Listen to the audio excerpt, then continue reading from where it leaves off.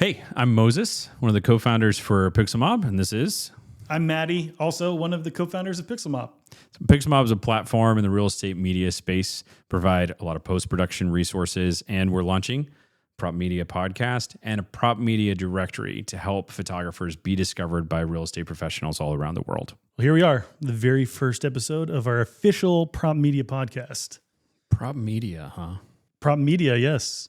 What the heck is Prop Media, Matty? This has been a long time coming. I think this has been a conversation that we've been having for years, really. Gosh, I've been joking about the mouthful of what real estate media is since before I touched a Matterport camera. I feel like it was one of the very first problems that I had to solve when I was getting into real estate media was like, what do I call myself? Call ourselves. What is my business card? Like, what do I put on my business card? You know, like... Yeah, you put real estate media professional / videographer / 3D imager / floor plan guy. Yeah, it comes with a It's whole the official title. Yeah, there's until today. Now there's going to be a better one.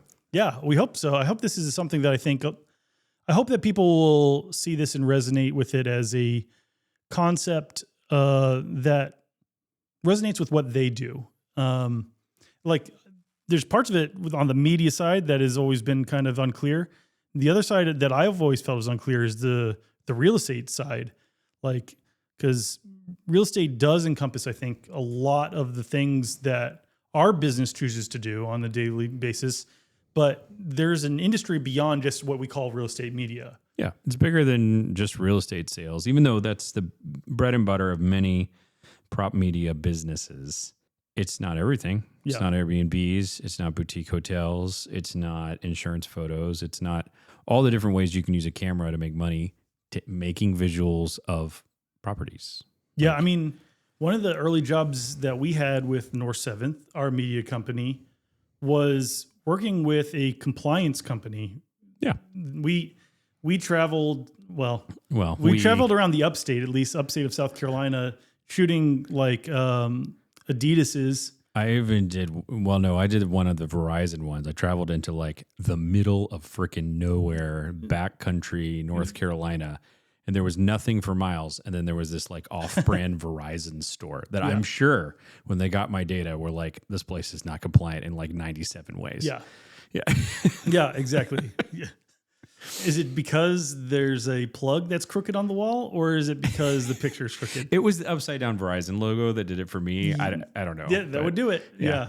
But, for the people who maybe do exclusively real estate may not even realize there are companies that need compliance photos for retail.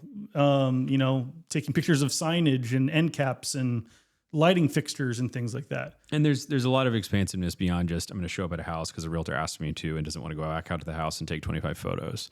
Like some of these projects, like I think we were paid $25,000 for one of the bigger ones across multiple states to go and just do imagery, gathering data for large companies like Best Buy, Verizon, stuff like that, which was surprising to me. Like that was a new opportunity that we found as we got into the space. And I think that's part, since that was early on for us, I think that's part of why we've always kind of known and been open. We never wanted to divide the focus away from the core product, which is taking images of properties, but always want to be open to other ways of remixing those skills and those specific expertises.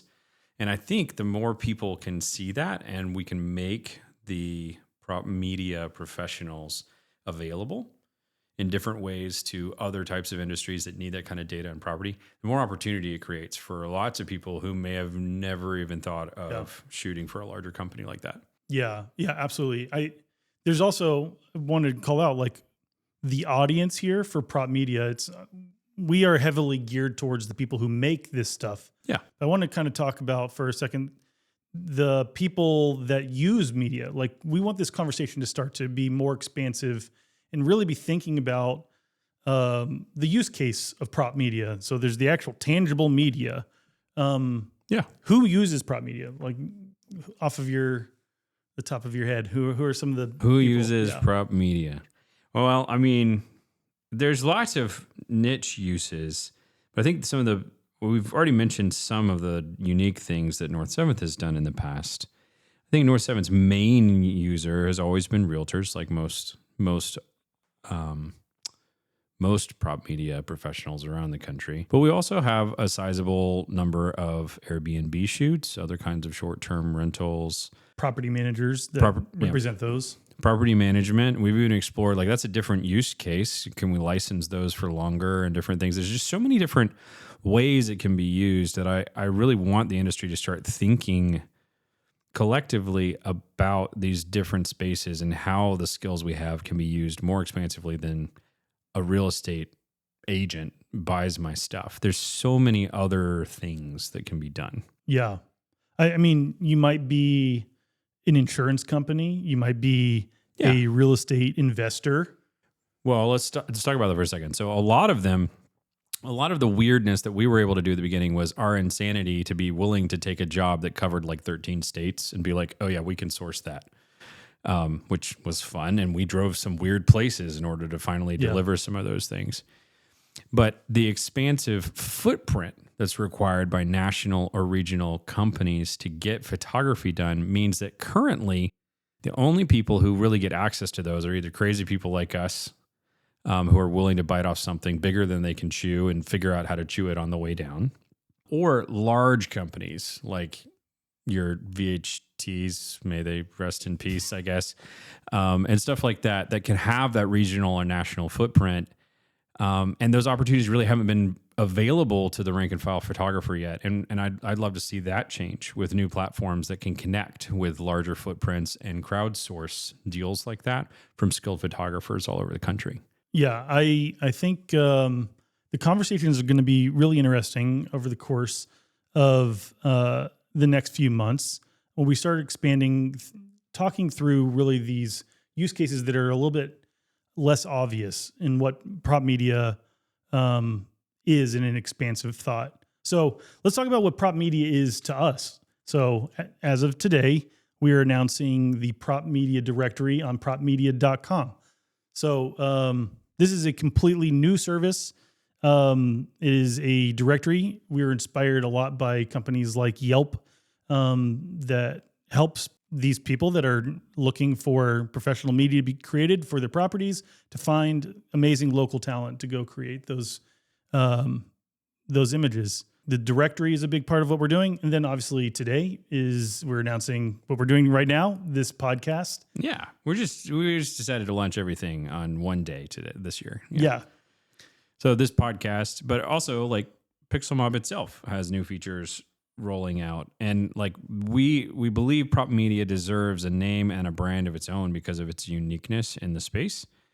But it's also deeply connected into how Pixelmob functions. Both of them designed to come together in a cohesive platform to serve the industry on different veins, different sides of the industry.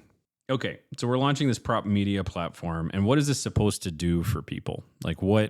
Why does anybody need a searchable directory of all the different types and skills and things of media providers all over the world? Like, why do you want that? Why does anybody want that? Yeah, I think there's really, two sides of the equation that have different needs. So on the photographer side, these companies are looking for work. Like that's the easy answer, right? Like if you're a photographer, often you're thinking about the logistics of getting to a house. You're thinking about managing a schedule, getting payments, and then obviously all of the work of shooting those houses, cameras, charging your batteries, taking care of your editing, delivering photos. There's a lot of stuff. And then somewhere along the way, you need to be building and growing your business and connecting with new people that need media. And so I feel like that's oftentimes, and I'm just going to speak for myself, I hated that. That was like the worst part of the job for me. Well, and in fairness, we've talked to a lot of people who hate that or observe conversations online of people complaining about the common methods of getting out there and spam DMing people and doing things that put typically creative types a little bit out of their comfort zone to go like, we're not realtors. Well, I mean, I guess I can't say that, but in general, we're not realtors and we don't love to just show up at networking parties from 9 p.m. to 12 a.m. and shut the bar down. Like that's just not the general personality type of a real estate photographer. And frankly, it don't need to be. The realtors do that in the industry. So we can focus on other stuff. Yeah. I mean, you know what else I noticed though is as Pixel Mob owner, I've seen a lot of real estate photographers' websites, and they're pretty hit or miss. Like Some of them are pretty awesome. sometimes you're blown away. You know what the number one thing that I feel is always missing though is I do, because you've told me I complain about it repeatedly. regularly. Yeah. But it's funny, and realtors have the same problem. But it's like, where the hell are you? Like, I know you're looking at this website and you're like, okay, I know you do real estate photography. I'm pretty sure, but I don't know where on planet Earth you are. Right. So if I wanted to like source a project in Des Moines, Idaho, Iowa. Yeah. Well, you're not going to find anyone there. I'm gonna tell you I don't that. think the directory will even help anybody find anything in Des Moines, Idaho. But if you need somebody in a place that you don't know anybody, and you can't even find it on their website, like how is anybody ever going to call you and refer business for somebody moving across the country? Like it's just never going to happen. So anyway, put your state and your city like on your website somewhere. Realtors need to do this too. It blows my mind because like real estate commissions crossing the United States is like $1 billion business, and real estate agents don't put where they frickin' live on their websites to be found to be able to get referrals from the other side of the country. Exactly. So be better than realtors. Or you can join this directory and we'll help you make this a lot more clear. So that is a big thing that I think that we can bring into the equation. So building Pixel Mob, we've one of the things that we did right away is just standardize the information that is going to be unique, but is the same piece of information across every provider. Then how do you make it something that you can digest and compare and contrast between them and help people actually make a buying decision? And we started doing that with editors. And we don't think it's like a marketplace like that. It doesn't make sense to us as much for photographers. No. But some of that information and communication of those different differentiating factors, and the fact that somebody does Matterport and somebody does Zillow showcases and somebody does floor plans and somebody does whatever, like all these different types of things that might be buying decisions for a realtor, there's nowhere to find that information. Not even on most real estate photographers' websites. Yeah, exactly. Yeah, I think, so the photographer's point of view, the things that prop media can provide to them is just visibility, some standardization about what their business they do, what services they provide, what kind of pricing and bundles and services, what they cost, how to find them and connect with them, and then hopefully generate a lot of leads, get new business from people that will find you on the internet. That's what we're hoping, that you create this account and set up your business profile and people will come to you. Yeah. Now, on the realtor side and beyond realtors and beyond, how does prop media help them? Well, I think with zero in on realtors to start with, and then we can talk again about some of the expansiveness of stuff. So let's get real for a second. As a realtor, like I started in the business when things were very different. Like there was text messaging and all that stuff. I'm not that old, but real estate still mostly ran through phone calls. It ran voice to voice. When I started, one of my goals was to call 100 people a day, 100, in order to talk to 20 people to build my business. But I was a realtor. I'm one of those kind of crazy humans, sort of. I'm kind of in the middle. I don't really love that. I didn't gravitate to that for long. Did you say 100 a day? 100 dials a day to talk to 20 people. Got it.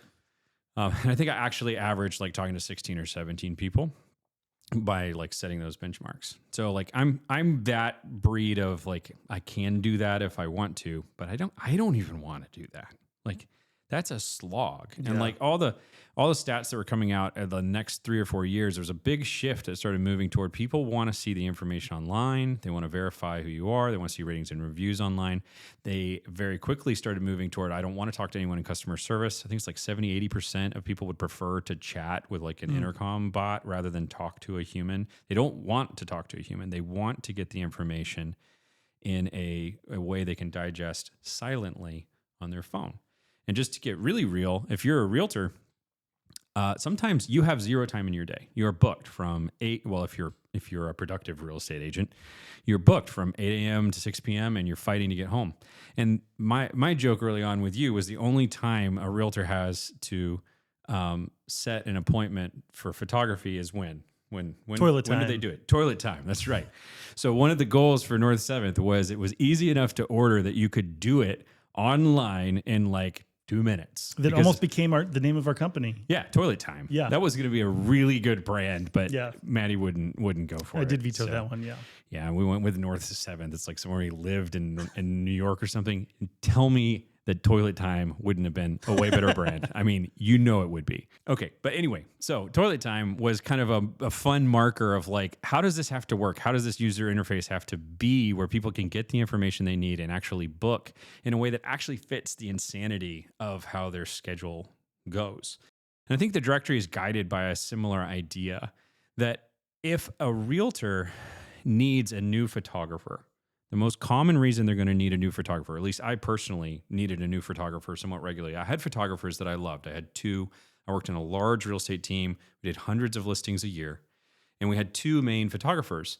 But invariably, every single summer, there were multiple times when our photographers would be booked out a week or 2 weeks, and we had a listing we needed to put live on Thursday.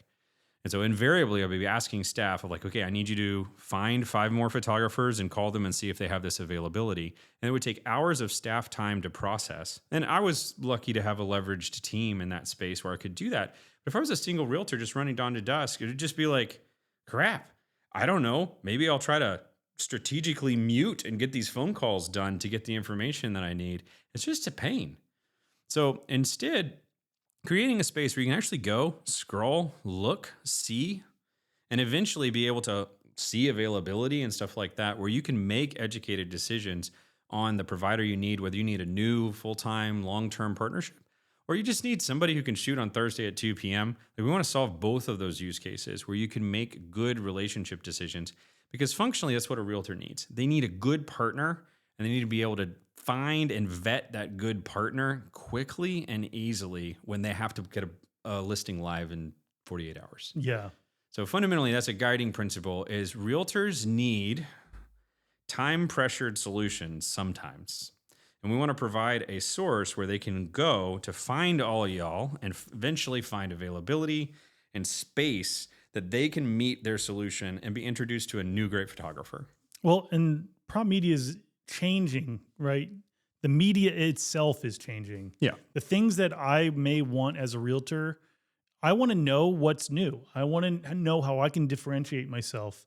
Yeah. And then there's photographers that are doing the exact same thing where they're creating stuff to try to differentiate themselves and need a way to get in front of potential new customers and showcase the work they're doing. And I think this is the platform to really showcase that kind of work. Yeah. You brought out the occasion of like, I need something that like availability is a limitation right now, and I need someone today. But it may also be like, I need drone photos for the first time ever. Yeah. And I don't have a solution I finally for that right got now. my first beautiful $1.2 million listing, and it has a waterfall. And my normal photographer can't do drone. Yeah. Or I'm in a competitive listing, and these types of situations are getting more and more common. Where like back in the day, we differentiate ourselves just by having professional photos, because back in the day, only 30-something% of the market had that. Now it's more like 70% of a lot of markets. So just having professional photos isn't enough. Now agents are looking for, hey, can you integrate and do a Zillow Showtime tour? Hey, do you do Cubicasa? Can you do that while you're out there? Hey, do you drop off lockboxes? They're looking for all these pieces to simplify their lives.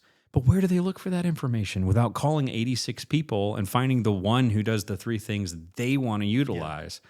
Well, now there's going to be a place. But even more than that, I think it's also going to be an interesting place for photographers to learn about what other people do. And what they can realtors grow need. their services and match with things that realtors need. That's right. So like part of one of the things we want to move toward is we want to work with one of the partners, one of the collaborations we have right now is with Reach, which is owned by Second Century Ventures, which is owned by the National Association of Realtors.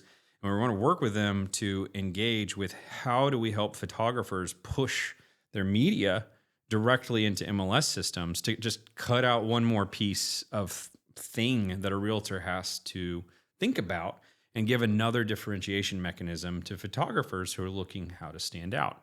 So it's all these little pieces in the industry that are just fractured right now that can start to come together in new ways to differentiate and help businesses grow. Yeah. The first step in that, people have to know about the differentiations. They have to know what makes things different, and they have to be able to find people. Exactly. Yeah. And our job in this equation is to connect the dots.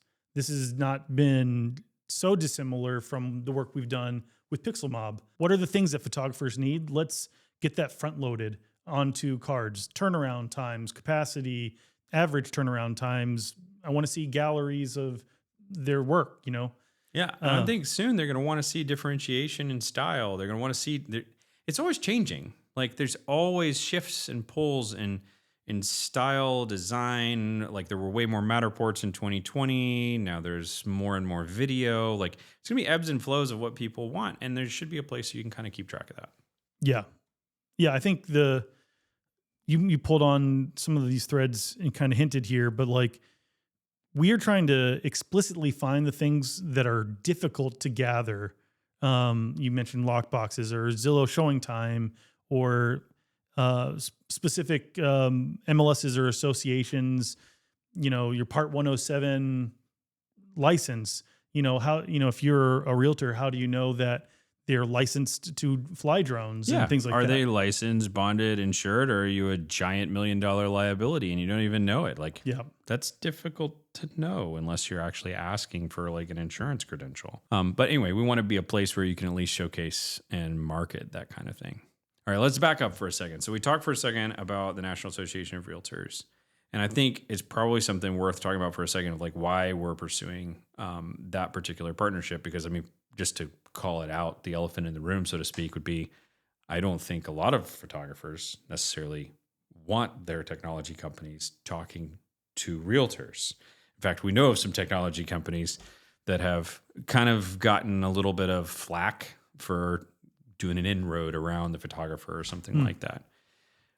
So I think, I think we should talk a little bit about what that partnership is for, why it matters, and like how we hope it's going to benefit photographers. So what's a couple of things that you've learned so far in our partnership with Reach, powered by Second Century Ventures, powered by NAR? They have really particular rules about how to say it. Yeah, it's the nesting dolls.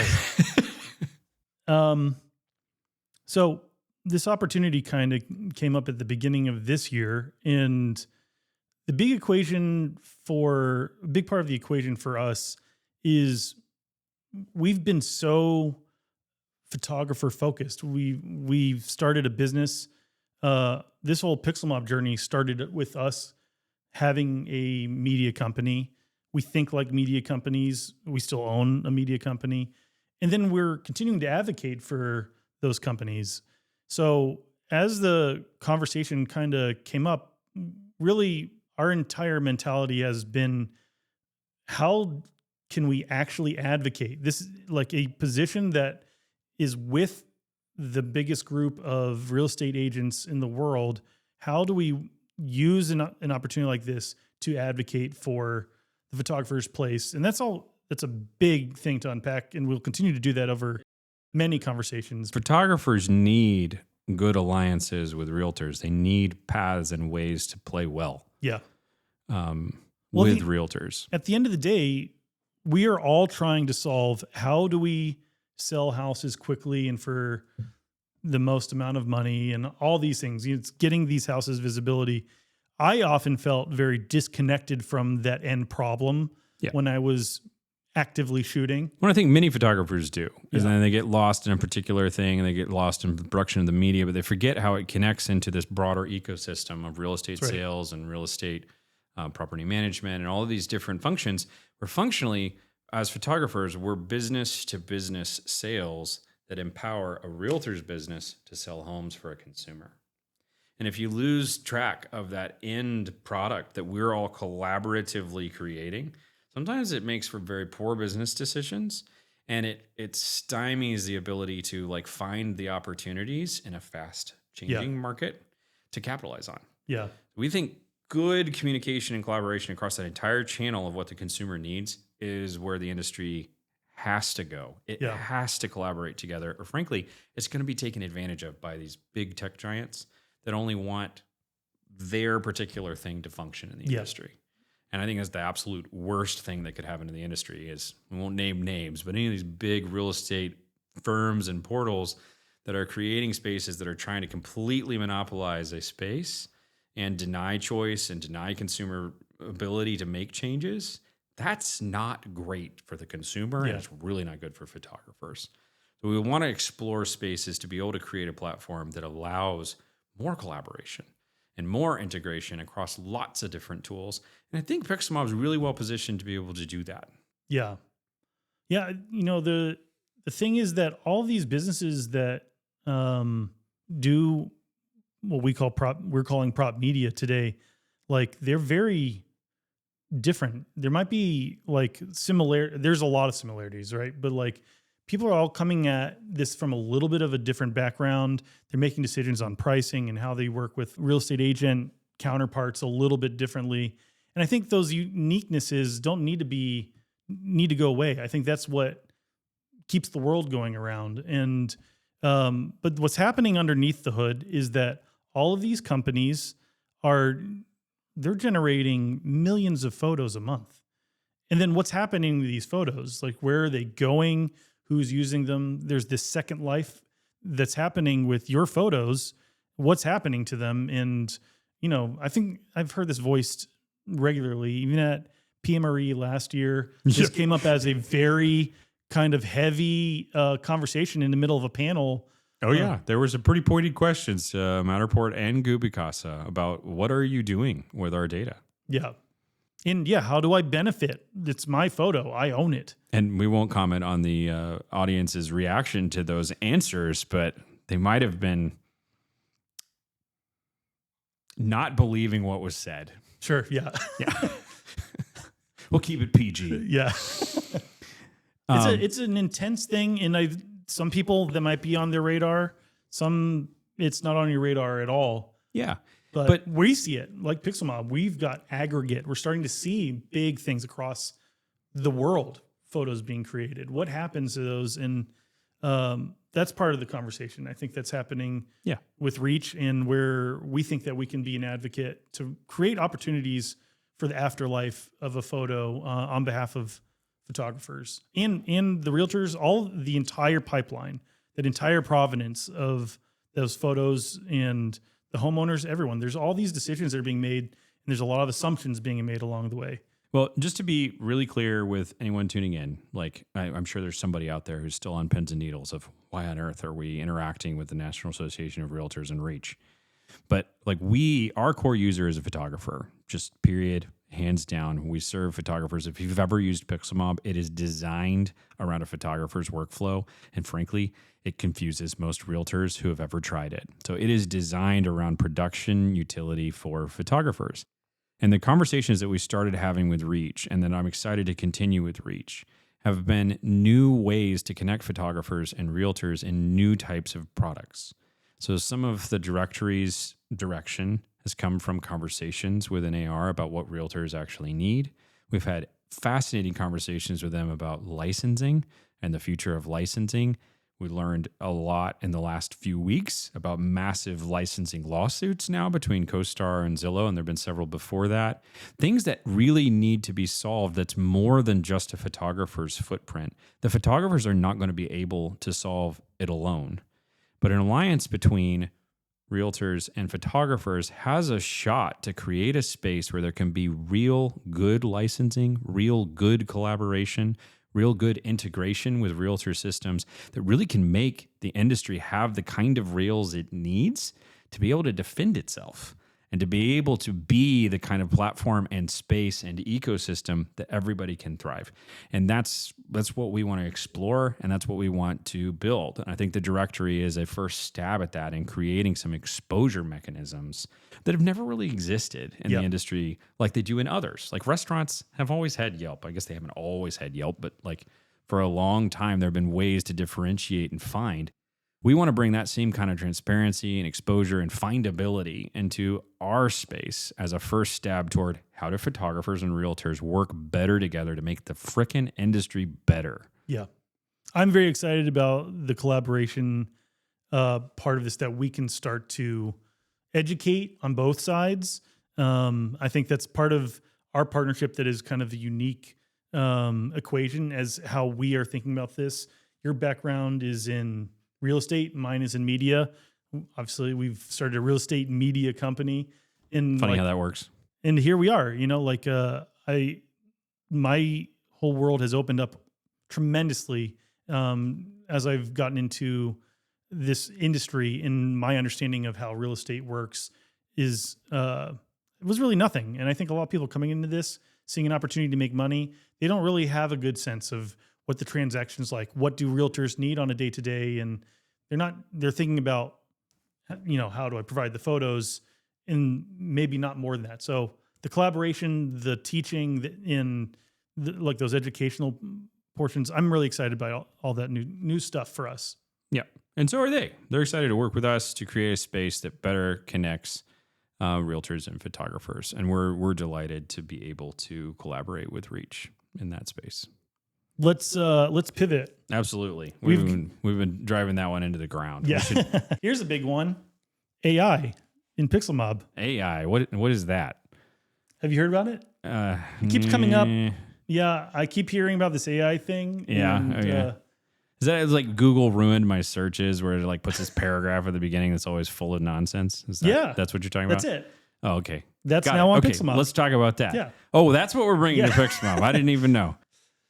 No, talking about elephants in the room, right? So Pixel Mob is a marketplace where we help photographers and editors connect and produce real estate photos. That bottom line, create real estate photos, has always been the core of what we do. And we bring the tools and the talent together to do that. So a big shift is obviously happening right now. There's tools for automating the editing process that are becoming incredibly good at this editing process that used to be exclusively the territory of manual, talented labor to accomplish. And now, functionally, you can plug in your photos, some computer magic happens, and you get stuff back, and they look pretty approximately as good as the human editor. Occasionally, there's a what happened here? And, mountains disappear in the background. Sometimes it's really weird, but crazy. not normally. Yeah. Like I'll see conversations online and people are like, "Oh, it's not nearly as good. It's not just it's not ready." And I'm like, "Have you tried it recently?" Because like you put in a normal set of photos and 90% of them come back pretty dang good. Yeah. And I think there's a lot of people kind of downplaying that, but I think that's the reality of the technological revolution that's happening. Is it's getting better and better. It's already pretty good. Some people are already adopting it for production, and it's only going to get better. Yeah. So I think it's high time the industry starts having real conversations, not just, I've never tried AI, but I'm going to bash it online. And I've tried it online and I have an affiliate link, so I'm going to tell you all of its virtues all the time. Like, there's got to be more than that. There's got to be real conversations of like, yeah, it hits 91% of my photos. It does a great job, but it really struggles with pools in my area because there's regional differences in this stuff. There's like some people it hits really well because it was trained on a bunch of Western California images, and then it doesn't work really well in what did I say earlier? Des Moines, Idaho. Yeah. It really, really sucks in Des Moines, Idaho. Like AI cannot handle that place. They just all come back as solid black images. Yeah. It's just like, there's nothing here. Your HDRs are rejected. It's a black hole. It's new territory for everyone. It's very exciting. There's really the dream, right? Maybe one day you won't even have to upload photos. This happens in your camera. You're not really even shooting HDR. Like, it's blending it themselves and photos are ready. Like, who knows? Maybe cameras won't have such great latitude that you won't even need to shoot 3 photos. It just gets it the way your eyes get it. Like, there are things in technology. Someday I'll just be carrying around a little cloned eyeball, and it's going to take all my photos. We'll pluck out our own eyeballs. We'll put in our AI eyes. Come on now. That's okay. Step too far. My bad. But the thing is that, like, technology is going to continue to move at a very fast pace, and it will take things that were manual and difficult to do and make them easy and fast and automated. Like that's how technology works. Yeah. So we're in a little bit of a crossroads. We represent two sides on the marketplace. Obviously, we're strong advocates for the photographers and their workflows and trying to continue to make their businesses rock and help them scale. But along the way, not just along the way, from day one, we've been also advocating for the other side of this equation. All those people talented, skilled people that work to do this editing. What happens to those people? Well, let me back up for just a second. So, like we were just talking about the fact that anyone who's telling you that AI isn't that good and it's not doing a good job is probably selling something else. But at the same time, anyone who tells you that AI is perfect and it's good enough for all of your real estate needs and there doesn't need to be a human in the loop is also probably selling something else.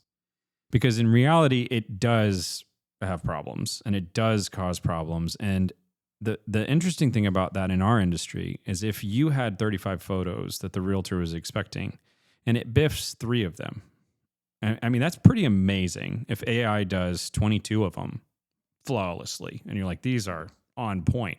But 3 of them aren't. And they are the kitchen and the master bathroom and they're photos that realtor needed. The fact that it missed 3 means you can't deliver it. And as a photographer, you got to go back and fix it yourself, or you got to have somebody else do it. So until AI is truly at 100%, as a business owner, I don't have total confidence in its deliverability until it's truly to 100%. And I don't know when that will be. And frankly, everyone and every AI we've seen develop, like it's going to get to that 80, 90% really fast. But that 80 to 100% of getting to perfect is still pretty elusive, even for the largest models in the world in the LLM space. Like OpenAI is launching ChatGPT 5.0, and one of the biggest headlines is it hallucinates less. Like that's the headline that was all over everywhere. And we're like, okay, so that's the standard we're going for. Less. Hallucinates less doesn't work if I've got to deliver these to a realtor in 30 minutes before my next shoot. So we think there's a really key space where the human is going to remain relevant for a long time until it gets to 100%.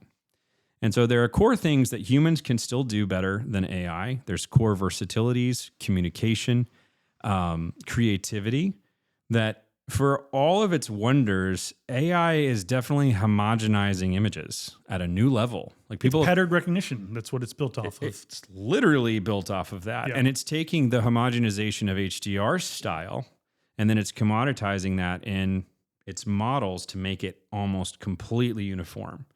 Now, for some applications, that's amazing. Maybe you want complete uniformity. But for others, if you're trying to stand out, maybe you don't. Maybe you want something tweaked. Maybe you want something a little bit different. You want a final process done where your photos look a little different. Unless there's enough of that a little bit different to train a model, you're never going to get that out of the AI, not in the same way. Well, I'll push it a step further. The way you're thinking about this as a photographer is that no matter what, there will be a human in the loop. Yeah. And that human might be me. Yeah. Right. So, and that's what a lot of large real estate media companies are accepting right now. Yeah. Is they're moving to AI and then they're hiring somebody to do quality control checks, or they're moving to AI and just hoping their customers don't notice.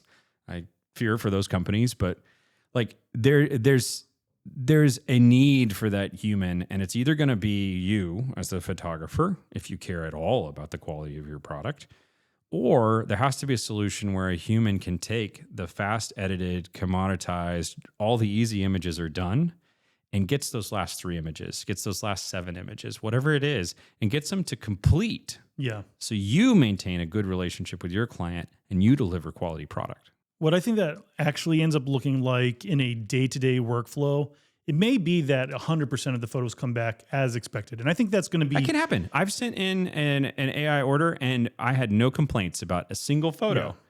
And I've sent in others where I had complaints about a lot of them. Yeah. I think it's the reality is we're getting closer and closer to that. A lot of cases, I think we're actually there.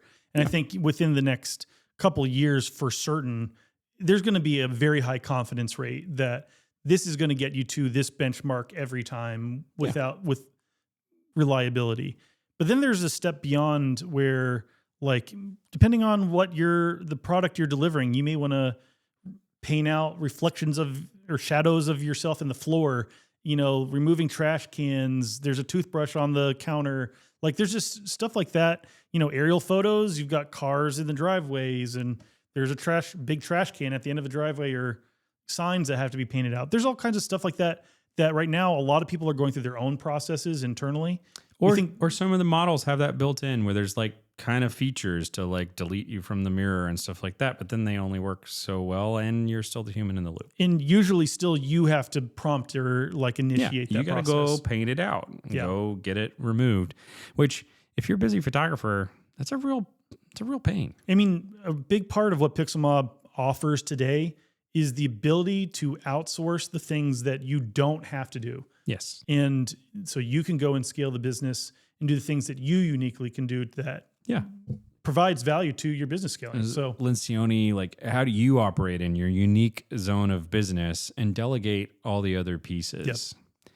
Yep. And we think AI can be a huge pivotal resource for that. But we also think there's going to be a need for a lot of humans in the loops to make it truly done so that owner-operators of photography businesses can really focus on growing their great businesses. So we're going to continue to create ways for people to collaborate with people, to use tools. We're also not going to be shy about AI. Like it's here, it's inevitable, it's not going anywhere. Yeah. So we're not going to stick our head in the sand, but we're also not going to just be like an unbridled optimism of this is perfect. And I think we're in a unique spot of being able to create spaces and types of products within Pixelmob, with its platforms, with its upcoming partnerships with AI tools, to be able to create hybrid workflows and spaces where people can have the best of both worlds. What piece of advice or solace can you give to the photographers who have built relationships with their editors about the future of these hardworking, talented people? Honestly, it's really tough. I was talking to a really big, we were talking to a big, one of the biggest, I think, real estate photography companies in the United States that isn't like a multi-state company. And he has a team of, I think, 11 or 12 VAs that do all of his editing in-house. And that's tough. Like when you're looking at an actual situation where you could run 90% of your photos through AI, save half that cost through that automation, and then you've got to lay off people. And that part is tough. And I think that's the really tough part that everybody's really concerned about in AI across all kinds of industries, is it's creating efficiencies that are taking away potentially from people who formerly have solved those inefficiencies themselves. But on the flip side, I think just like anything else, like back in the Industrial Revolution and the invention of the car, there were elements of society that was just like, no, assembly lines are destroying home businesses, and no, cars are destroying the carriage business. And in reality, technology is always going to move forward. But the really cool thing about technology, if we look back at history, is it usually creates new spaces for humans to operate. And that's the part where there is going to be a lot of pain and there's going to be difficulty. There's going to be editors that don't make it, that don't pivot, that can't hack it, choose to only do what they've always done and not move into the new world. They're going to keep building carriages and they're not going to pivot their businesses. And unfortunately, there's going to be some of those businesses around the world that fail. But we think there's a lot of hope for the editors who see this, embrace it, realizing the car isn't going anywhere. Their carriage business is done, but they could have a car business. They could service cars. They could engage in the new way of doing things and build a business there. So I'm really excited about the opportunities that editors could have in QC. I think I'm QCing orders, finishing orders, things like that. It'll be probably a lower ticket item, but they can do way more of them in the same amount of time. So I'm hopeful that would create a strong income earning in space for people around the world. But I'm also excited about stuff we probably haven't even heard about yet. Like different things that can be done because this is now really easy to get to this level. Well, how could that time be spent to make those photos unique? How could human creativity engage with the HDRs that can be spit out in 30 minutes by a machine now? and what can be built on that is uniquely valuable and uniquely human. And I think Pixelmob also wants to create a category that is just pure human. Like this is genuine human product. That won't go away. I'm confident of that. And I think there's going to be a market for higher end, great skilled editors. Craftsmanship. For a long time. Yeah. Like particularly amongst the higher end luxury homes that maybe want to be different. They want to be able to brag that this is a uniquely human process. They want to be able to differentiate. Just like for fair trade or organic or anything like that. Like these are differentiations that people are caring about more and more. And I think we're going to see the same thing. There's going to be probably the majority of people are going to embrace technology completely, but there's going to be others who are going to use uniquely human as a differentiation for their business. And I think it'll work because the uniquely human part is not outrageously expensive. Yeah. Like it's not crazy expensive. So there's only so much utility between a human editor and the AI product, right? So this maybe does it faster. Does it do it better? Sometimes not. But you can still take each of these and build reasonable expectations with a realtor to deliver the next morning. And the fundamental product isn't really improved. Like you can use either of these methods to do next day delivery for a realtor and for them to succeed and go sell their house. So there isn't this gaping hole either. And so I don't know that it's going to completely shift as much as some industries may. We're going to shift again. So I feel like the craftsmanship of what humans bring to this equation will always be valuable. I think there will be a place for it. There's always also going to be a place for this super scalable, repeatable, fast, cheap solution.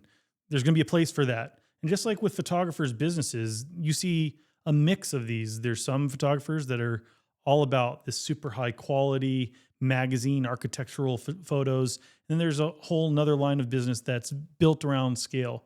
And I think in editing is going to have that as well. So it's not doom and gloom. It's not like, this is all going to go away, but there will be people that are going to be competing now with the repeatable, scalable business. Well, I think the industry itself has actually hit this before, and I'll answer your question really directly in a second, but this actually happened in the middle of the last century where people were all doom and gloom that no one would ever need to paint. They would never need to draw because, in deep irony, cameras became commonplace and pocket-sized, and ability to take images became really easy, and it was a less specialized skill. And suddenly it was, well, no one will ever need to draw or paint anymore. And that's definitely happened over the last 70 or 80 years, right? Like, challenge that a little bit. It did change things. I mean, sure. Well, there was less. There wasn't. There is like, less. There was less portrait painting. There was less things that cameras just legitimately did better. Yeah, but the value changed for the people who invested in those skills. And portraits still get made. Yeah, it's not that they didn't go away. Yeah, they're just now they're different. They're a luxury item. They're maybe a once in a lifetime thing that you might choose to sit for or not. But everyone's had a photo taken of them. Yeah. So I think there's so many parallels in history where there's disruptive technology that changes things and then creates new opportunities. And I think that's exactly what's going to happen to editors.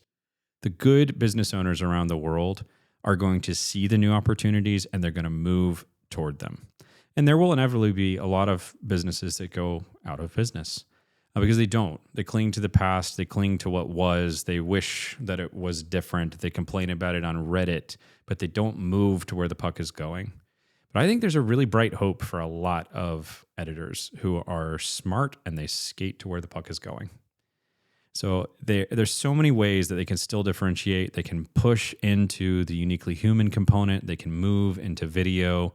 They can work in quality control and engaging with the fact that people don't trust the AI models yet because they don't deliver 100%. There's a lot of opportunity there.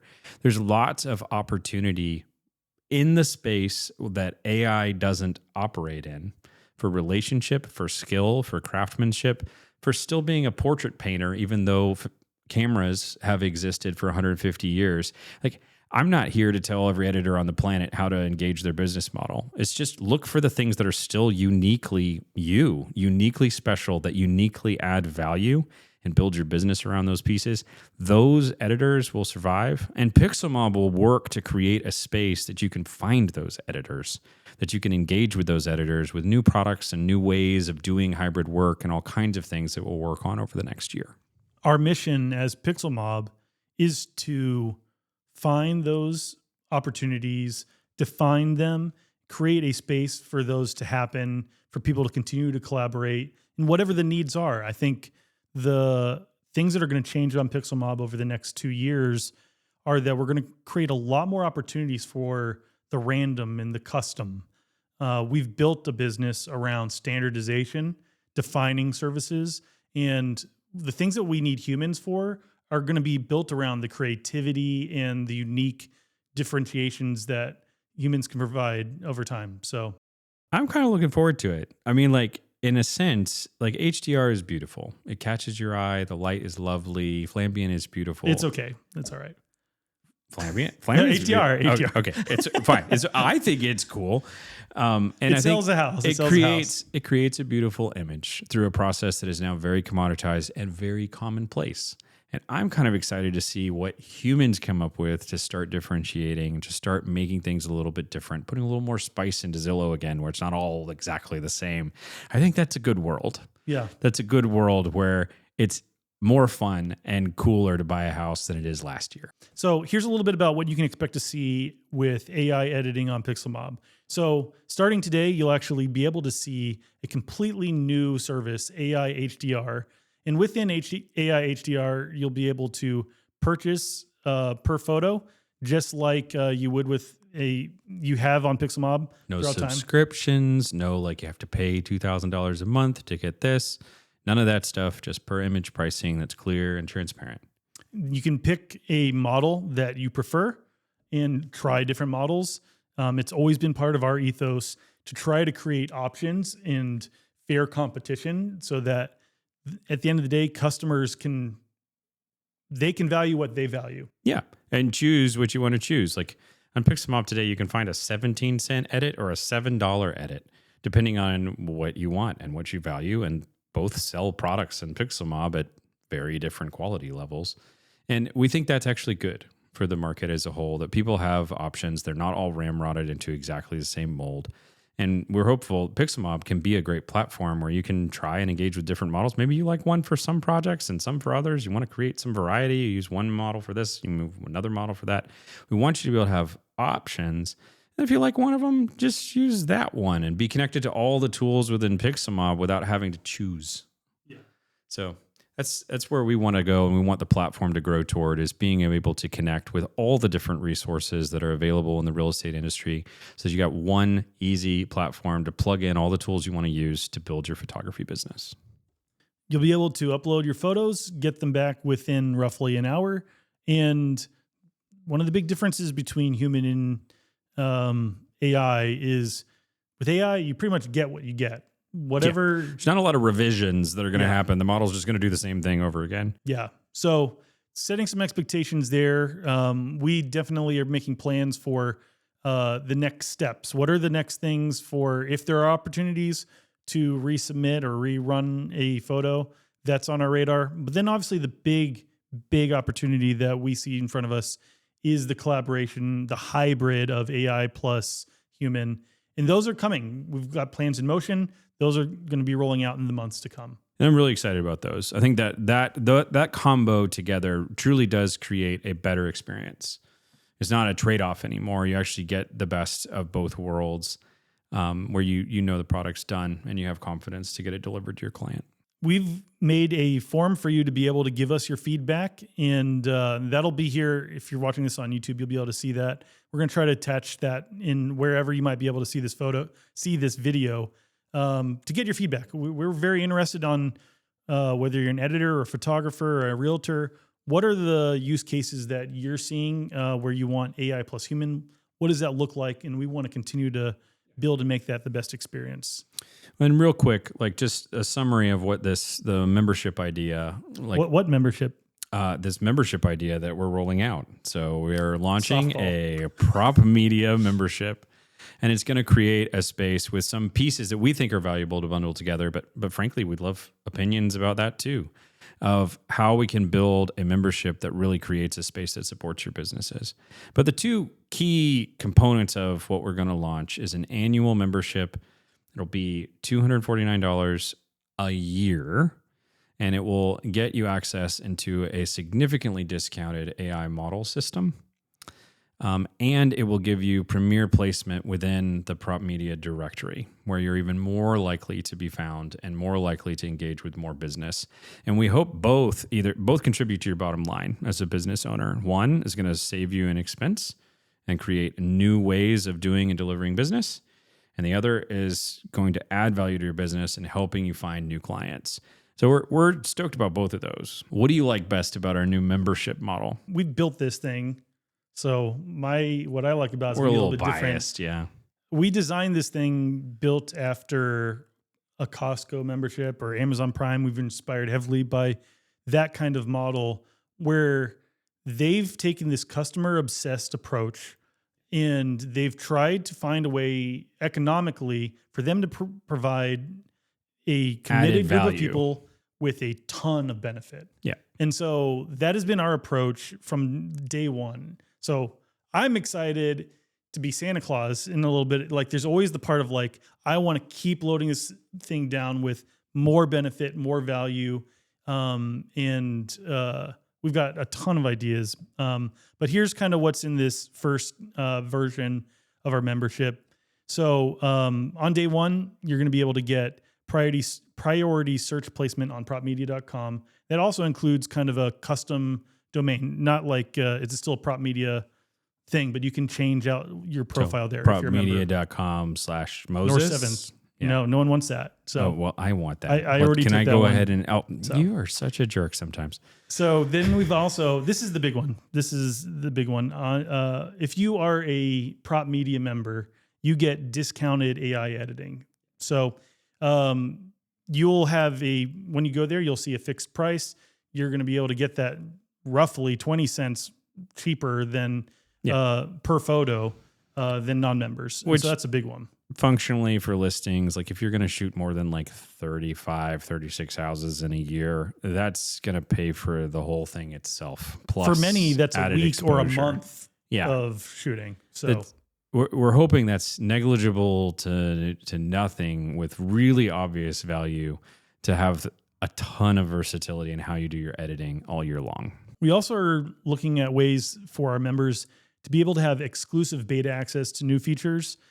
So we've already mentioned we've got a lot of things in our roadmap here throughout the end of 2025 and then well beyond that. But we're going to be giving members early access to these features as part of those benefits. And of course, like Moses said, this is an annual membership. So you pay a one-time annual fee of $250 and you have access to all these benefits. One last thing, just to be clear, where you were likening it to Costco as a membership or Amazon Prime. But let's be really clear. It's more like Amazon Prime. You can still order anything you want on Pixelmob. It just adds extra benefits. Yeah, you're not locked out of Pixelmob if you don't want to spring for the membership benefits and the value that's there. That's coming next year. Yeah, you can still... No, we don't joke about that. You can still always order the same way you've always ordered in Pixelmob. There's just going to be new and added opportunities within a membership. And we're even hoping to build some community elements, engagement, like you're talking about beta programs. I want feedback. I want people who are engaged and want to grow and learn together. And we're hoping we can build a really special platform that really becomes a platform that powers the whole industry. Absolutely true. Very exciting. Let's end this just finishing out the conversation about this podcast in particular and what people can expect. This is fun. Be able to kind of talk about our products and things like that. It's a little bit heavy on sales. I don't think that'll be every episode, but we are definitely kind of, letting you guys know about products that we've built and we think are going to bring value. And we'll probably do that periodically, but try to keep it from like an industry framing. Like we want you guys to know about Zillow's lawsuit and CoStar and how it's making us think about licensing. We want you to know about how we're thinking about the industry and where we see it's going. hopefully to foster community and conversations that really help us co-create what we can make our industry into. We're bringing an approach to this, though, that I think has been with us from day one. We've got this thing that we help connect and bring the pieces together. Yeah. And a lot of the value comes from the community. Mm-hmm. This is true in our products. This is true in our approach to this conversation and what we hope this podcast can do. So you'll see here in the episodes to come, we are bringing in some people with a lot of nuanced experience in different categories across the entire prop media industry. Yeah, and I think we can even name names. Like we've got Eli Jones coming, we're going to be talking to him about what he sees in the future of the industry. We're going to be talking with Brad Ziemer, one of the largest photography companies in the United States. We're going to be talking to real estate brokers. We're going to be talking to people from the REACH program, individuals with different perspectives on the industry to help us keep a conversation alive about how the industry can evolve. So the industry doesn't just happen to us. Yeah. We can actually engage with it as a community. Yeah, I think some of this is going to be the cutting edge. We want to, we're going to have conversations with our AI providers here in the weeks to come, other tech companies that are solving problems in automated ways. Yeah. Then we're getting, topic wise, we're going to be getting into the news. This goes from everything we've kind of hinted at with licensing, but then it can go to the business side entirely. We'll be talking about coaching and scaling, standard operating procedures, the tips and tricks, technical things, gear. There's so many things I think I'm really excited to dive into. There's a lot of stuff here that I feel like is just kind of uncovered or is covered, and we'd like to uncover here in the next many months to come. We're excited to start this conversation, to talk about the industry, to bring things that are of value to real estate media to you guys, to the industry.